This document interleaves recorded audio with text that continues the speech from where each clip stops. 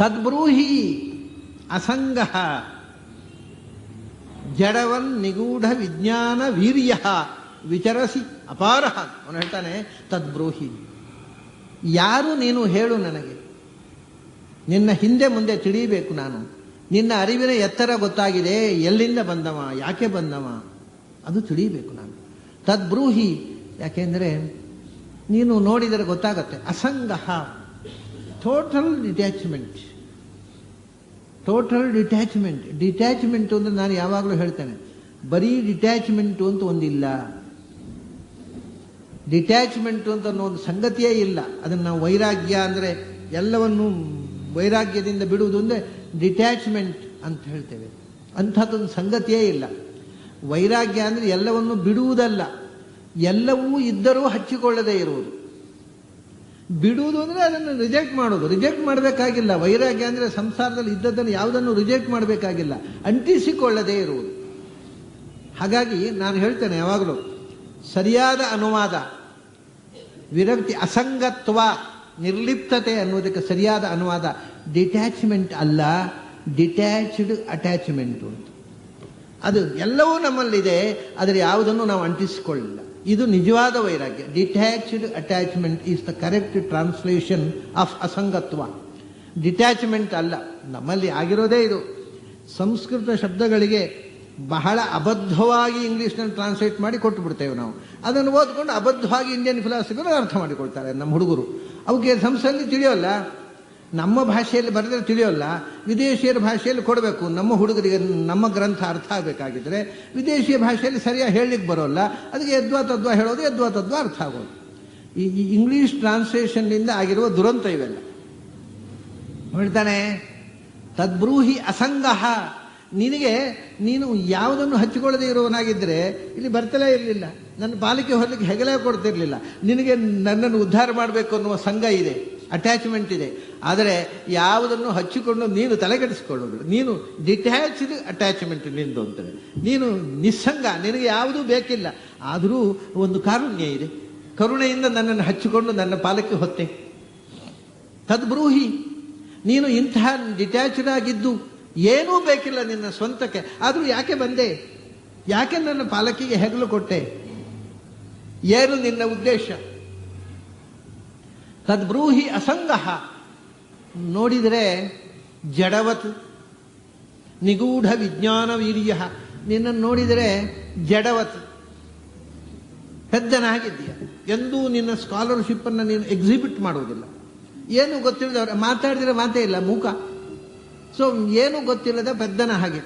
ಪೆದ್ದ ಅಂದರೆ ತೆಲುಗಿನ ಪೆದ್ದ ಅಲ್ಲ, ಕನ್ನಡದ ಪೆದ್ದ. ತೆಲುಗಿನ ಪೆದ್ದ ದೊಡ್ಡವನಾಗ್ಬಿಡ್ತಾರೋ ಇದ್ದಕ್ಕಿದ್ದ ಹಾಗೆ. ಪೆದ್ದನ ಹಾಗೆ, ಏನೂ ತಿಳುವಳಿಕೆ ಇಲ್ಲದ ತೀರಾ ಹೆಡ್ಡ, ಇಲ್ಲಿಟ್ರೇಟ್ ಹೇಗಿರ್ತಾನೆ ಹಾಗೆ ತೋರಿಸ್ಕೊಳ್ತಾ ಇದ್ದೀನಿ ನಿನ್ನನ್ನು. ಏನು ಉದ್ದೇಶ? ಜಡವತ್ ನಿಗೂಢ ವಿಜ್ಞಾನ ವೀರ್ಯ. ನಿನ್ನ ಒಳಗೆ ದೊಡ್ಡ ವಿಜ್ಞಾನದ ಶಕ್ತಿ ತುಂಬಿದೆ. ವಿಜ್ಞಾನ ಅಂದರೆ ಮಾಡರ್ನ್ ಸೈನ್ಸ್ ಅಲ್ಲ, ಎಲ್ಲ ಯಾವುದೇ ವಿಷಯದ ಆಳವಾದ ಜ್ಞಾನ, ಪರ್ಫೆಕ್ಟ್ ನಾಲೆಜ್, ವಿಸ್ಡಮ್ ಈಸ್ ವಿಜ್ಞಾನ. ಈ ಪ್ರಪಂಚದ ಎಲ್ಲ ಸಂಗತಿಗಳ ಬಗ್ಗೆ ಸಮಗ್ರವಾದ ಆಳವಾದ ಅರಿವಿನ ಶಕ್ತಿ ನಿನ್ನಲ್ಲಿ ಮಡುಗಟ್ಟಿದೆ. ಅದರ ನಿಗೂಢ ಅದನ್ನು ತೋರಿಸ್ಕೊಳ್ತಾ ಇಲ್ಲ ನೀನು. ನಿನ್ನೊಳಗೆ ಇಂಥ ಅರಿವಿದೆ, ಇಂಥ ಜ್ಞಾನದ ಸಮುದ್ರ ಒಳಗೆ ತುಂಬಿದೆ ಅಂತ ನೀನು ತೋರಿಸ್ತಾ ಇಲ್ಲ. ಆ ಸಮುದ್ರ ಅಗಾಧವಾಗಿದೆ. ಆದರೆ ಮೇಲ್ನೋಟಕ್ಕೆ ಹೆಡ್ಡ, ಇಲ್ಲಿಟ್ರೇಟ್, ಏನೂ ಗೊತ್ತಿಲ್ಲದ ಜ್ಞಾನಿಗಳು ಹಾಗೆ ಉನ್ಮತ್ತ ಜಡವಚ್ಚರೇತಂತ. ಒಂದು ಹೆಡ್ಡನ ಹಾಗೆ ಇರು, ಇಲ್ಲದ್ರೆ ಹುಚ್ಚನಾಗೆ ಇರು ಅಂತಾರೆ.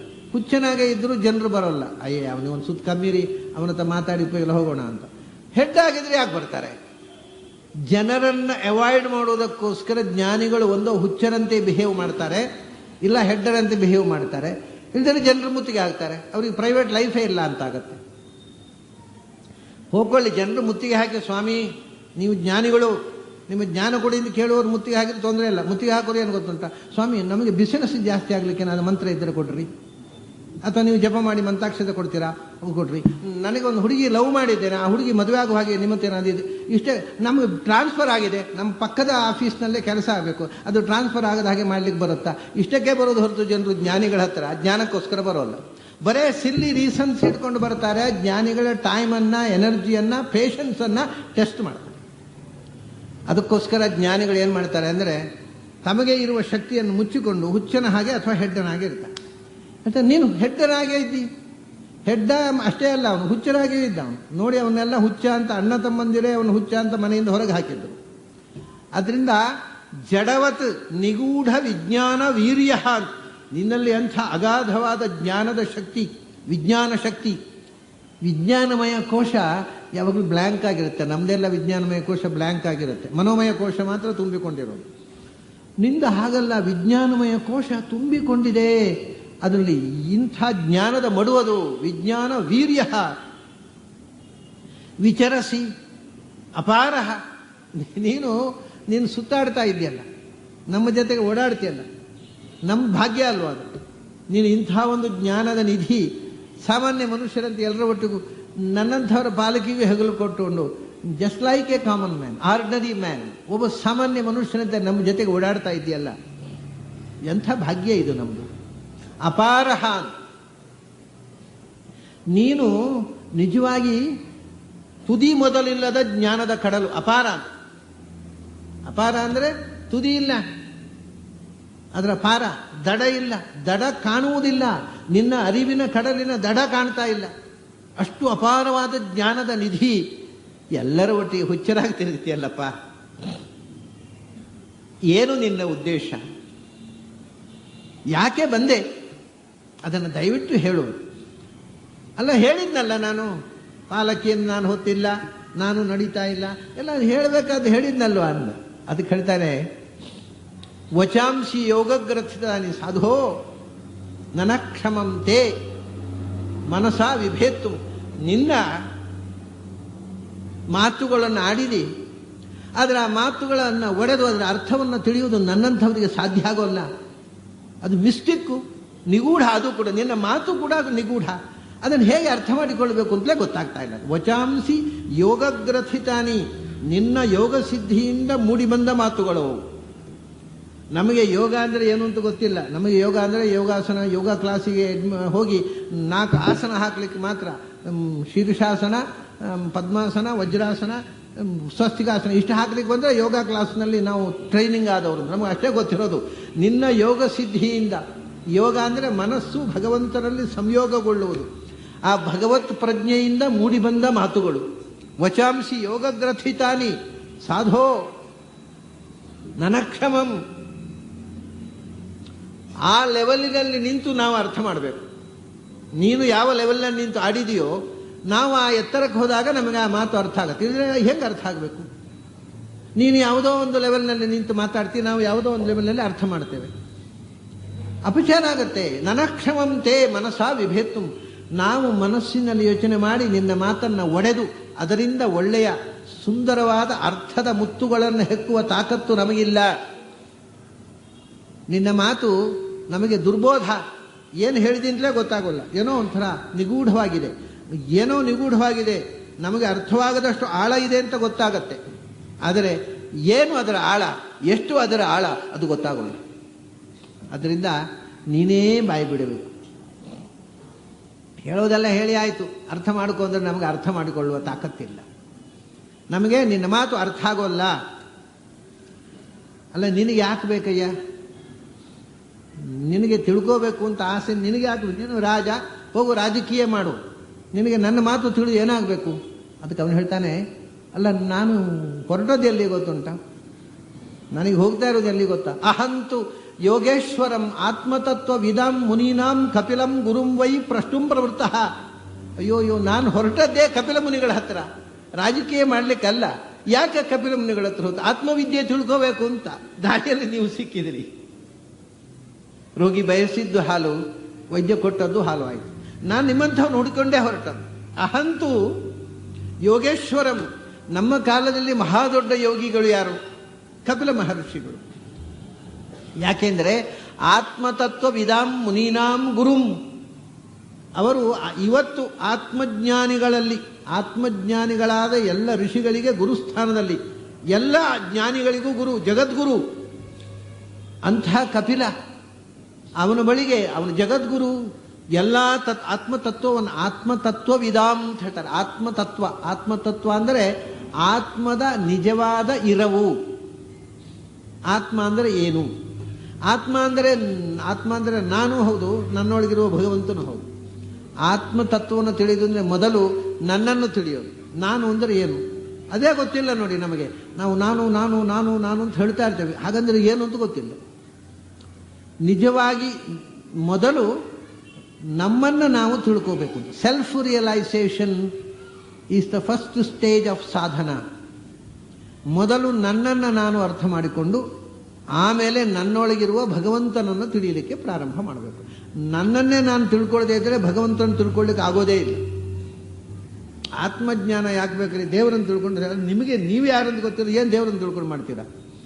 ಫಸ್ಟ್ ನೋ ದೈ ಸೆಲ್ಫ್.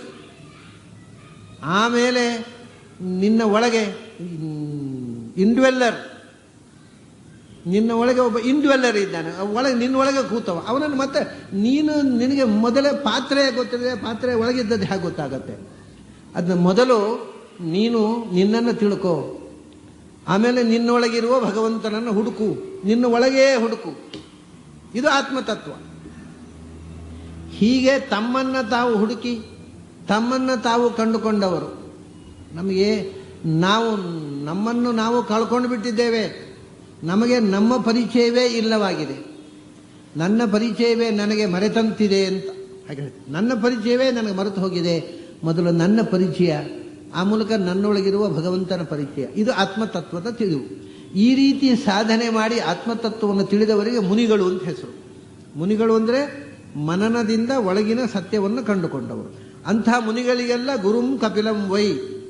ಇದು ಇವತ್ತು ವೈ ಎಂದರು, ಜಗತ್ ಪ್ರಸಿದ್ಧ. ಕಪಿಲರಿಗೆ ಸಾಟಿಯಾದ ಜ್ಞಾನಿ ಇಲ್ಲ. ಜಗತ್ತಿನ ಜ್ಞಾನಿಗಳಿಗೆಲ್ಲ ಗುರು ಜಗದ್ಗುರು.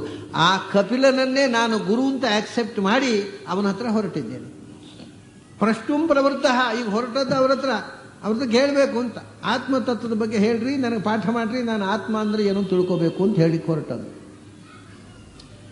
ಆಗ ಏನು ಕೇಳಲಿಕ್ಕೆ? ಪ್ರಶ್ನುಂ ಪ್ರವೃತ್ತ ಕಿಮಿಹಾರಣಂ ಯತ್. ನಮ್ಮ ಈ ಬದುಕಿನಲ್ಲಿ, ಅತಂತ್ರವಾದ ಜೀವನದಲ್ಲಿ, ನಿರಾಧಾರವಾದ ಬದುಕಿನಲ್ಲಿ ನಮಗೆ ಆಶ್ರಯ ಯಾವುದು? ಅರಣ. ನಾವು ಯಾವುದಕ್ಕೆ ಶರಣಾಗಬೇಕು? ನಾವು ಯಾವುದಕ್ಕೆ ಶರಣಾದರೆ ಈ ಬದುಕು ಸ್ಥಿರ? ನಮಗೆ ನೆಲೆ ಇಲ್ಲದ ಬದುಕು, ಅತಂತ್ರವಾದ ಬದುಕು. ಯಾವುದು ಈ ಬದುಕಿಗೆ ನೆಲೆ? ಯಾರಿಗೆ ಶರಣಾಗಿ ನಾವು ಬದುಕಬೇಕು ಅಂತ ಕೇಳಿಬಿಡಬೇಕು ಕಪಿಲ ಮುನಿಗಳ ಹತ್ರ ಅಂತ ಹೊರಟಿದ್ದೇನೆ. ನೀವು ಸಿಕ್ಕಿದ್ರಿ, ಅದಕ್ಕೆ ಕೇಳಿದ್ ನಾನು. ಅಲ್ಲ, ಕಪಿಲ ಮುನಿಗಳೇ ಈ ವೇಷ ಹಾಕೊಂಡು ಬಂದಿರಾ? ಯಾರು ನೀವು? ಯಾಕೆಂದರೆ ನಾನು ಹೊರಟದ್ದು ಸಾಮಾನ್ಯ ಅಂತಿಂತವ್ರ ಹತ್ರ ಅಲ್ಲ, ಸಾಕ್ಷಾತ್ ಹರಿಂ ಜ್ಞಾನ ಕಲಾವತೀರ್ಣಂ. ಕಪಿಲ ಕಪಿಲ ಅಂತ ಹೇಳಿ ಹೆಸರನ್ನ ಎರಡು ವ್ಯಕ್ತಿಗಳಿದ್ದಾರೆ ನಮ್ಮ ಪೌರಾಣಿಕ ಇತಿಹಾಸದಲ್ಲಿ. ಒಬ್ಬ ಕಪಿಲ ವಾಸುದೇವ, ದೇವಹೂತಿಯ ಮತ್ತು ಕರ್ದಮ ಪ್ರಜಾಪತಿಯ ಮಗನಾಗಿ ಅವತರಿಸಿದ ಸಾಕ್ಷಾತ್ ಹರಿ, ಭಗವಂತನ ಅವತಾರ. ಮತ್ತೊಬ್ಬ ಕಪಿಲ ಋಷಿ ಇದ್ದಾನೆ. ಅವನು ನಿರೀಶ್ವರ ಸಾಂಖ್ಯ ಮತವನ್ನು, ಅವನು ಯಥೀಷ್ಟವ. ತಮಾಷೆ ನೋಡಿ, ದೇವರಿಲ್ಲ ಅಂತ ಹೇಳಿದವ. ನಿರೀಶ್ವರ ಸಾಂಖ್ಯ ಮತವನ್ನು ಪ್ರಸಾರ ಮಾಡಿದಂಥ ಕಪಿಲ ಮುನಿ. ನಾನು ಆ ಕಪಿಲ ಮುನಿಯಲ್ಲ ಹೊರಟದ್ದು. ಮತ್ತೆ ಸಾಕ್ಷಾತ್ ಹರಿಂ, ಭಗವಂತನೇ, ಸಾಕ್ಷಾತ್ ನಾರಾಯಣನೇ ಕಪಿಲನಾಗಿ ಅವತರಿಸಿ ಬಂದ ಅಲ್ವಾ? ಅಂಥ ಹರಿಯ ಅವತಾರವಾದ ಸಾಕ್ಷಾತ್ ಭಗವಂತನೇ ಭೂಮಿಯಲ್ಲಿ ಅವತರಿಸಿ ಬಂದ ಜಗದ್ಗುರು ನಾರಾಯಣನ ಶಿಷ್ಯನಾಗಿ ಹೋಗ್ತಾ ಇದ್ದೇನೆ ನಾನು ಆ ಕಪಿಲ ಮುನಿಯ ಹತ್ತಿರ.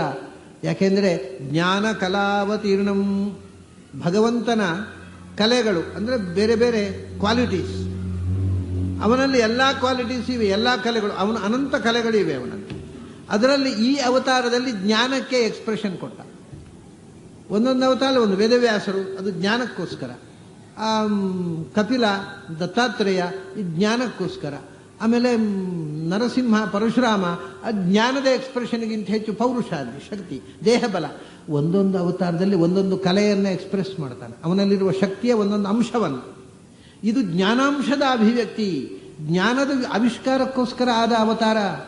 ಕಪಿಲನೇ ವೈದಿಕ ಸಾಂಖ್ಯದ ಪೂರ್ತಿ ವಿವರಗಳನ್ನು ಜಗತ್ತಿಗೆ ಕೊಟ್ಟು ಜಗತ್ತಿನ ರಹಸ್ಯವನ್ನು ಥ್ರೂ ನಂಬರ್ಸ್ ನ್ಯೂಮರಾಲಜಿಯಿಂದ ಜಗತ್ತಿನ ಸತ್ಯವನ್ನು ಮೊದಲು ಆವಿಷ್ಕಾರ ಮಾಡಿದ ರೂಪ ಅದು. ಇವತ್ತು ಸಂಖ್ಯೆಯ ಮೂಲಕ ಥ್ರೂ ನ್ಯೂಮರಾಲಜಿ ಸಂಖ್ಯೆಯ ಮೂಲಕ ವಿಶ್ವದ ಸತ್ಯವನ್ನು ಹೇಳತಕ್ಕಂಥ ಒಂದು ಪರಂಪರೆಯನ್ನು ಮೊದಲು ಪ್ರಾರಂಭ ಮಾಡಿ ವೇದಾಂತಕ್ಕೆ ಒಂದು ಗಟ್ಟಿಯ ಪಂಚಾಂಗ. ಏಕೆಂದರೆ ವೇದಾಂತಕ್ಕೆ 2 ಪಂಚಾಂಗಗಳು, ನ್ಯೂಮರಾಲಜಿ ಆ್ಯಂಡ್ ಸೈಕಾಲಜಿ. ಈ 2 ಪಂಚಾಂಗಗಳನ್ನು ಹಾಕಿ ವೇದಾಂತಕ್ಕೆ ಗಟ್ಟಿಯಾದ ಪಂಚಾಂಗ ಹಾಕಿಕೊಟ್ಟವ ಜಗದ್ಗುರುವಾಗಿರ್ತಕ್ಕಂಥ ಕಪಿಲ. ಅದಕ್ಕೋಸ್ಕರ ಆ ಕಪಿಲನನ್ನು ಕೇಳಿ ಆದಷ್ಟು ಜ್ಞಾನ ಸಂಗ್ರಹಿಸಬೇಕು ಅಂತ ನಾನು ಹೊರಟಿದ್ದೇನೆ. ಮಧ್ಯದಲ್ಲಿ ನೀನು ಸಿಕ್ಕಿದ್ದೀಯಾ, ಯಾರು ಅಂತ ನನಗೆ ಗೊತ್ತಾಗ್ತಾ ಇಲ್ಲ. ಕಪಿಲನೇ ಇದ್ರೂ ಇರಬಹುದೇನೋ ಅಂತ ನನ್ನ ಮನಸ್ಸು ನಿನ್ನನ್ನು ನೋಡಿದಾಗ ಭಕ್ತಿಯಿಂದ ಕಪಿಲ ಮುನಿಯೇ ಬಂದಿದ್ದಾನೆ ಅನ್ನೋ ಅಂತ ಅನ್ನುವ ಭಕ್ತಿಯಿಂದ ನಿನ್ನನ್ನು ನೋಡಬೇಕು ಅನ್ನಿಸ್ತಾ ಇದೆ. ದಯವಿಟ್ಟು ನೀನು ಯಾರು ಅಂತ ಹೇಳು.